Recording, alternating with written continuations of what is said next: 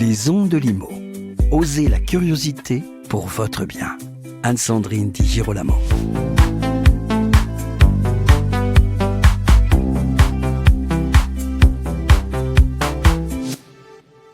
Qui sont les acteurs du logement en France? Des propriétaires bailleurs privés non professionnels, mais aussi des entrepreneurs, c'est-à-dire des bailleurs dimensionnés qui sont devenus des professionnels parce que leur activité principale consiste à gérer et développer un patrimoine immobilier dans le cadre de foncières.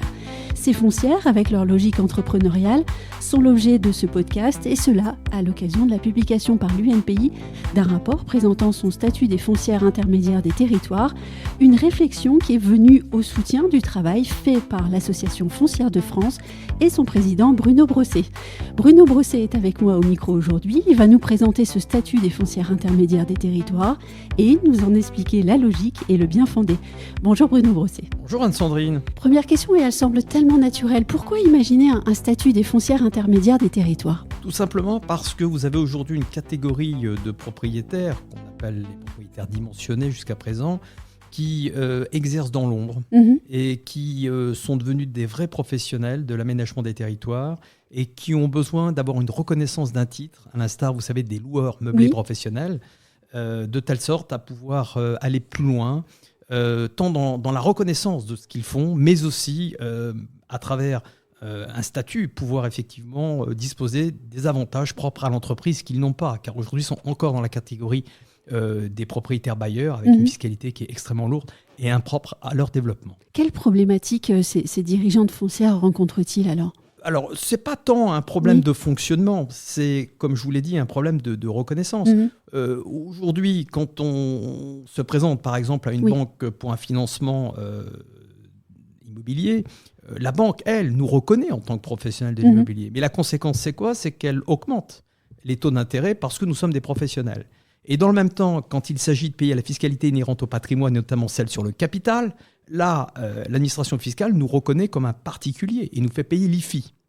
Or, dans ce modèle, puisque nous, on l'a professionnalisé, donc on a des structures commerciales avec du personnel, on paye l'IS, on paye la CFE.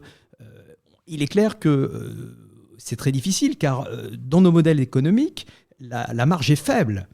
Quand on a des rendements de 6 à 8% dans le marché actuel, c'est déjà bien. Et il faut qu'on arrive en plus à payer donc, des frais de structure, que je viens de vous indiquer, parce qu'on a professionnalisé la gestion de nos actifs, mais aussi pourvoir au développement, et donc trouver de la trésorerie pour toujours pouvoir nous développer et donc réinvestir. Et là, à un moment donné, ça coince. Puisque entre cette fiscalité importante, et particulièrement à cause de l'IFI, et la nécessité d'avoir de la trésorerie de plus en plus importante avec les contraintes bancaires que nous imposent les banques, qui elles-mêmes sont contraintes par différentes dispositions, réglementations européennes, je dois vous avouer que si on n'avait pas un statut adapté, on va être vite en situation de blocage. Alors justement, un statut adapté, est-ce que vous pourriez partager avec nous les grandes lignes de ce statut que vous portez chez Foncières de France? Alors d'abord, ce qu'il faut dire, je crois, c'est que une foncière, c'est quoi? Une foncière, c'est à la base un dirigeant qui est propriétaire de biens immobiliers, qu'il va loger dans une structure principale ou dans un écosystème de structures. Vous avez à la tête généralement une holding, une société mère, et dessous des sociétés filles qui sont généralement des SCI. On se situe en fait entre le multipropriétaire dimensionné et la foncière cotée. La différence avec le multipropriétaire dimensionné et les dirigeants de foncière, c'est que les dirigeants de foncière ont comme activité principale celle de diriger cette foncière. Alors qu'un multipropriétaire a un métier principal à côté, il a surtout un terme. Le terme généralement de ses investissements, c'est sa retraite, ce qui est légitime. C'est pour ça d'ailleurs qu'il y avait des assimilations au terme de rente, rentier, etc. Nous, on ne peut pas dire ça. Nous, on est en perpétuel développement, en perpétuel réinvestissement. Et à ce titre, donc, on est devenus des professionnels. Alors, de l'autre côté, comme je vous l'ai dit, vous avez les foncières cotées qui, elles, ont des modes de de gouvernance, mais aussi de détention du capital qui ne nous correspondent pas. C'est des actifs qui sont beaucoup plus importants que les nôtres. Les parts sont sur le marché généralement, donc on ne peut pas être comparable. On se situe entre les deux. Oui, alors que proposez-vous alors ? Alors, ce qu'on propose en fait, c'est un statut qu'on a d'ailleurs lié à celui que propose l'UNPI, c'est-à-dire le dispositif fiscal universel des revenus locatifs, considérant qu'il fallait proposer en fait 2 niveaux, si j'ose dire, de statut. Un premier qui concerne le propriétaire classique, qui effectivement investit légitimement, au même titre qu'il peut le faire dans d'autres actifs tels que la bourse, l'assurance vie, etc. Et puis, un autre statut qui est dédié à ceux qui sont devenus des professionnels de l'investissement immobilier, qui sont effectivement les dirigeants de foncières intermédiaires et territoires. Alors, pourquoi dirigeants des foncières intermédiaires et territoires ? Parce qu'à l'origine, on a fait une étude qui a donné lieu à un rapport qui a été dirigé par un groupe d'universitaires et qui, après étude et consultation de différents opérateurs en France, est arrivé à ce terme. Donc ce terme, il veut dire quoi ? On est des foncières parce qu'on regroupe à travers une structure commerciale soumise à l'IS et avec du personnel l'ensemble des biens. Alors je l'ai dit tout à l'heure, structure unique ou écosystème autour d'une holding. Intermédiaire parce que finalement, on a un peu comme dans l'industrie, vous savez, des ETI, entreprises de taille intermédiaire au niveau de l'immobilier. Et cette catégorie-là offre pas mal d'avantages en fait pour les pouvoirs publics parce que on est relativement important, on est solide, on a aussi une certaine antériorité qui nous rend solide. On a une véritable pérennité parce qu'il y a un côté chez nous transgénérationnel, comme les ETI dans l'industrie. Et grâce à cela, en fait, on intervient dans tous les cycles, qu'ils soient bons ou mauvais. Vous voyez là, ces dernières années, le marché était très difficile, les investisseurs classiques étaient en retrait. Nous, on a continué. Alors, on a continué avec des rythmes plus faibles, certes, mais on peut compter sur nous pour une politique du logement, pour une politique du commerce en France, car on est des acteurs de long terme. Et puis des territoires, pourquoi ? Parce qu'en fait, on a tous un ancrage régional, auquel on est très attaché, donc on connaît bien nos territoires, et on est reconnu en tant qu'aménageur d'ailleurs des territoires. On vient en soutien des collectivités locales, notamment, quand elles ont un sujet qu'elles n'arrivent pas à résoudre. Elles savent qu'on est là, parce qu'on est un peu plus dimensionné qu'un bailleur classique, parce qu'on est réactif, par nos tailles, effectivement, on est des petits opérateurs malgré tout. On a cette réactivité qui leur plaît bien. Et puis, vous voyez, à cette époque de la densification douce dont beaucoup parlent avec le ZAN, eh bien, on est capable, dans le cadre de nos activités, d'apporter des solutions, notamment grâce aux immeubles qu'on détient, de faire des surélévations, grâce aux commerces parfois qui sont entre 2 immeubles, de faire, à travers des dents creuses, des petites opérations qui n'intéressent pas les gros opérateurs, les promoteurs classiques, parce que c'est pas très rentable. Mais nous, si vous voulez, on y arrive parce que grâce à notre vision long terme, ce qu'on ne gagne pas tout de suite, si j'ose dire, on le gagne sur la durée. Et puis notre attachement local fait que on a des coups de cœur, on veut valoriser notre région. Voilà, c'est du terroir quoi, qu'on essaye aussi de mettre en évidence et qui fait qu'on est privilégié souvent par rapport à des gros opérateurs sur certains actifs. Donc, entrepreneur, vous revendiquez de pouvoir travailler sous la forme de la société, avec un assujettissement à l'IS, etc. Oui, le terme entrepreneur me plaît. Oui. Nous sommes des véritables entrepreneurs, mais qui avons comme matière première, comme activité, l'immobilier.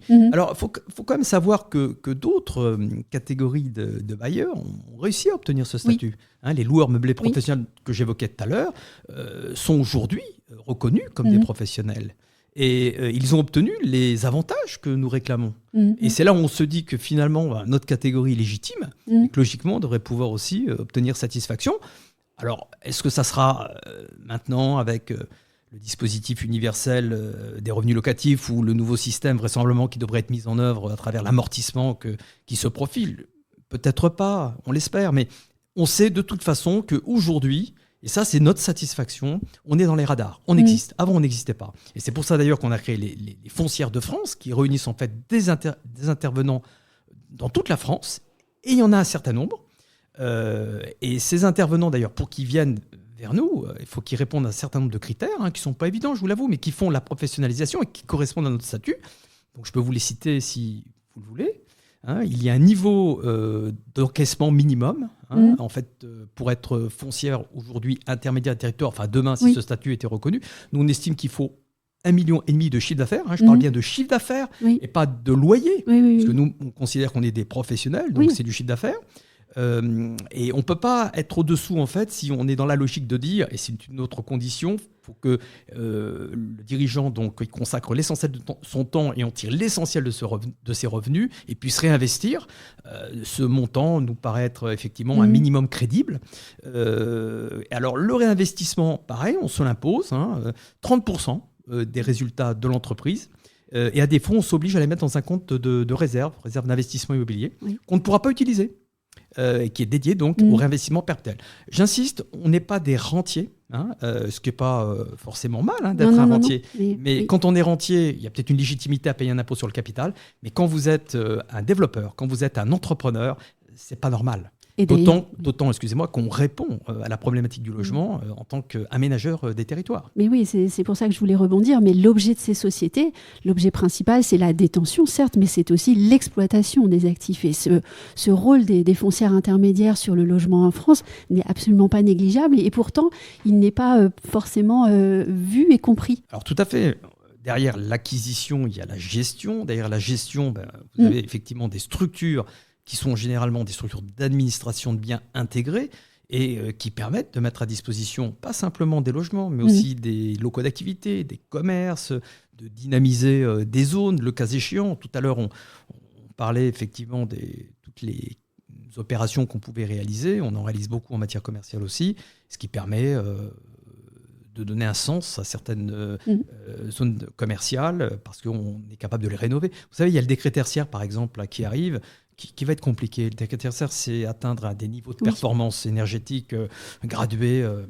Très exigeant. Et très exigeant dans les années qui viennent. Pour arriver à répondre à ces exigences, un propriétaire classique aura du mal. Nous, je ne dis pas que ça va être facile, ça va être aussi très compliqué, mais comme on est des professionnels, on a une autre approche. Et on a déjà planifié, si vous voulez, les contraintes et les investissements qui seront nécessaires. Alors justement, il y a tout un chemin à parcourir. Vous avez présenté ce statut des foncières intermédiaires des territoires au ministère du Logement. Comment ce statut a-t-il été reçu ? Écoutez, je pense que ce statut a été un petit peu effacé, je vous l'avoue humblement, par le premier dispositif, qui est une priorité nationale pour la relance du logement, mais que néanmoins, il a eu pour mérite de faire connaître les foncières intermédiaires des territoires. Comme je vous l'ai dit tout à l'heure, maintenant on est dans les radars, on existe, on va tout faire pour justifier de ce statut. Et on est convaincu que compte tenu de l'utilité sociétale que nous représentons, on y arrivera. Mais il faut continuer à nous développer. Il est important que le nombre d'adhérents continue à croître, car c'est par le nombre qu'on arrivera aussi à nous imposer. Oui, on parle là de l'Association foncière de France. On parle là de l'Association des foncières de France, qui évidemment intéresse beaucoup, parce que ça offre pour ceux qui sont aujourd'hui, on va dire, propriétaire d'une foncière, des possibilités à terme importantes. Je vous donne l'exemple de quelqu'un qui aujourd'hui a par exemple plusieurs boutiques en exploitation et qui est propriétaire des murs. Bon, il se dit, si je vends mon exploitation, demain je vais être soumis à l'IFI, donc il hésite. Demain, s'il sait qu'il va retrouver un statut uniquement sur l'exploitation de ses murs et sur la gestion de ses murs, il n'hésitera pas, moins. Et il se dira, tiens, il y a une deuxième vie après, professionnelle. Et oui, il réfléchit en chef d'entreprise. Il réfléchira en chef d'entreprise, ça lui donnera donc des possibilités d'arbitrer beaucoup plus facilement et ça permettra de dynamiser aussi l'économie. Parce que quand il y a des changements de dirigeants, généralement, il y a des plans de développement, il y a un dynamisme qui s'installe. Nous, on est vraiment des entrepreneurs, on raisonne vraiment pour l'économie. Et puis nous, contrairement à d'autres, si vous voulez, notre patrimoine étant local, on ne pense pas à l'expropriation. Nous, on est vraiment convaincus de notre territoire, on est amoureux de la France et on regrette par contre qu'on ait cette fiscalité confiscatoire parce qu'aujourd'hui, elle nous pose des problèmes pour notre développement. C'est pas tant de payer l'impôt, on en paye beaucoup à travers l'IS déjà, on en paye beaucoup avec la fiscalité locale, et notamment les taxes foncières. On ne le regrette pas, si j'ose dire. On applique la règle. Mais il y a un impôt qui est de trop. C'est l'IFI. Cet IFI, si vous voulez, il n'est pas juste dans notre cas parce qu'on est des professionnels et on veut la reconnaissance d'un titre pour justement que cette professionnalisation nous permette vis-à-vis de nos partenaires, les banques, même les acquéreurs, de dire voilà, c'est des gens extrêmement solides, extrêmement sérieux, à qui on peut faire confiance. Et puis aussi que, parce qu'on est des acteurs économiques et qu'on apporte un bénéfice sociétal, eh bien on nous enlève cet impôt qui est vraiment beaucoup trop lourd pour nous développer. En tout cas, il est vraiment punitif dans notre cas et au détriment de notre avenir. Et d'ailleurs, notre avenir pourrait être compliqué si à un moment donné, en tout cas dans notre développement. Et je ne suis pas sans vous cacher que certains se posent la question de l'arbitrage. Eh oui. Mais alors, vous œuvrez pour que ce statut soit un jour reconnu et mis en place. Pardon de poser la question ainsi, mais que se passerait-il s'il ne l'était pas ? Ce que je vous disais, à un moment donné, si vous voulez, certains se poseront la question de l'arbitrage. Oui. Parce que vous avez d'autres actifs qui, finalement, aujourd'hui, n'ont pas cette contrainte. Et vous savez, même si vous êtes amoureux comme nous de la pierre, de l'immobilier, à un moment donné, la raison l'emportera. Et c'est bien dommage. Et nous, qui sommes rattachés à l'UNPI, qui défend la propriété immobilière, on trouve ça dommage. Et si vraiment il devait y avoir une atténuation à cette IFI, il faudrait que ça porte sur cette catégorie de propriétaires. Parce qu'eux sont vraiment des acteurs, comme je vous l'ai expliqué, de tous les cycles. C'est des acteurs qui s'inscrivent dans la cité, qui sont devenus des entrepreneurs et qui ont besoin aussi d'être soutenus. Et oui, dommage pour ces professionnels, dommage pour les territoires, dommage pour les Français. Dommage pour effectivement beaucoup. Alors, tout à l'heure, j'évoquais avec vous le sérieux qu'on représente. Ce sérieux, on l'aggrave, si j'ose dire, parce qu'on s'impose, par exemple, une formation de 30 heures sur 3 ans. C'est vrai que je n'ai pas rebondi, mais oui. Ça, c'est important parce que, vous voyez, on s'est mis beaucoup d'obligations. Et on l'a fait exprès pour vraiment démontrer que notre professionnalisme, ce n'est pas qu'un mot, c'est une réalité. Donc, il y a la formation de 30 heures tous les 3 ans. Et vous avez aussi l'obligation de respecter des règles RSE. Oui. Et ces règles RSE, en fait, c'est notamment souscrire à une charte de qualité qui inclut l'amélioration énergétique et environnementale de notre parc immobilier. Donc vous seriez là des partenaires, en plus. Oui, c'est-à-dire que, vous voyez, on parlait du décret tertiaire, on pourrait parler de la loi climat et résilience. Nous, on s'engage vraiment à ce que notre parc soit en conformité. Ce qui est beaucoup... C'est dans l'intérêt de tous, d'ailleurs. Oui, mais c'est beaucoup d'investissement. Je peux vous dire que beaucoup aujourd'hui de propriétaires classiques vendent à cause de cela. Mais nous, il faut nous libérer, si vous voulez, un peu de trésorerie, notamment à travers cet impôt, parce que cet impôt, il nous pénalise aussi pour faire ces investissements. Et vous voyez, on va très loin, puisqu'on s'impose, comme je vous dis, une politique d'investissement qui serait d'ailleurs triennale, pour l'amélioration énergétique et environnementale du parc, et on s'impose un bilan triennal. C'est-à-dire qu'on va très loin. On ne dit pas simplement qu'on va faire, on s'impose une réalité à travers un bilan qu'on va produire. Un statut qui, en fait, ne pourra pas être suivi par n'importe quel entrepreneur, au fond. Écoutez, si on veut être entrepreneur, il y a des règles. Et regardez, les agents immobiliers, finalement, qui sont réglementés, ont des règles de formation, des règles diverses et variées, de garantie professionnelle, de RCP, etc. Nous, on s'impose des règles, finalement, adaptées à notre cas, mais qui sont contraignantes, mais parce qu'on considère qu'en contrepartie d'un statut qui fait qu'on est des professionnels, on a des obligations. Mais par contre, une fois qu'on a dit ça, il faut aussi que les pouvoirs publics ils nous soutiennent, ils nous aident, et que s'ils nous reconnaissent en tant que professionnels, et que s'ils reconnaissent que notre foncière est un outil de travail, eh ben, qu'on nous exonère effectivement, notamment de cette IFI. Mais si on veut aller plus loin, qu'on puisse aussi bénéficier du pacte du trait. Je l'ai dit tout à l'heure, nous sommes transgénérationnels. Donc il faut aussi qu'on facilite la transmission. Parce que constituer un patrimoine, c'est bien. Le transmettre, c'est mieux. Et c'est mieux pas simplement pour, je dirais, les familles, c'est bien aussi pour la nation. Car des patrimoines qui se renforcent et des patrimoines qui sont capables d'aller toujours plus loin dans les investissements et à nouveau de pouvoir répondre à la politique du logement, la politique, la dynamisation du commerce en France. Et actuellement, on en a besoin. Et donc on ne peut que vous souhaiter d'être entendu.